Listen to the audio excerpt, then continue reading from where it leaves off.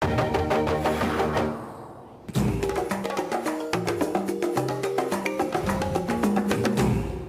Central Tibetan Administration, or CTA, is a government in exile, claiming to be the rightful and legitimate government of Tibet. The administration is headquartered in Dharamsala, India. The CTA provides many government services to the exile community of around 100,000 people, including schools, health services, cultural activities, and economic development projects. It is, however, never enough. While life in Dharamsala is not easy for Tibetan exiles, they breathe the air of freedom. Despite the poverty, most prefer struggling in India over returning to their homeland.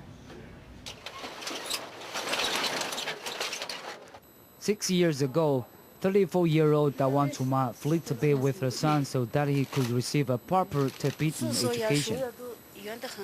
Dharamsala settled in the Dharamsala, India, where she sells handicrafts and earned extra cash by looking after her friend's store. As she can never count on a steady income, he has chosen to rent a small room from a local Indian. The place is only 6 square meters. The toilet and water pump are quite away. Well, I have only one child. I do not have much money. During school vacation, Dharamsala's son came home. Their mother and son squeezed into a single bed in the rundown apartment. What worries Dharamsala is not only their immediate health, but also the future of her people.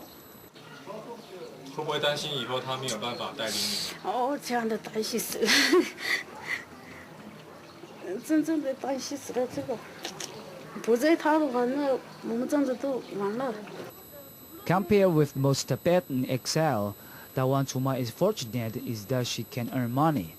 Dash Chato, who came to the Dharamsala 5 years ago, is often unemployed, despite the fact that the place where he lives is even smaller than the Dharamsala's.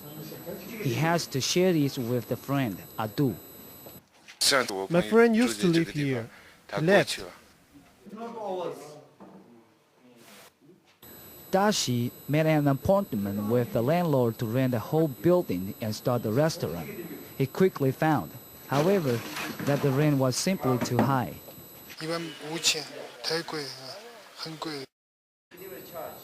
This is not the first time that Dashi and his friend has tried to rent a space, but it has always been too much for their means. Dashi friend Yabai has already given up on the idea. Again, but this money is very less, only for living here, house rent and food. That's it, nothing left. It is difficult for people like Dashi, who speak only Tibetan, to find a job in the Dharamsala.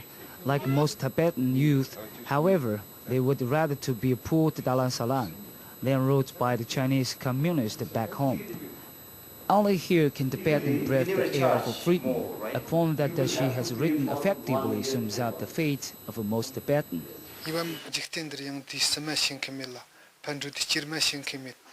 Chirong gati garog mila chudi churog yomit lali chila chikpesir lali chila kirchonsir konter chila chiu jentagdo driver kurnsakh mila chichi jentagdo driver nyongjimit chila yupana chondin chila TITV Weekly.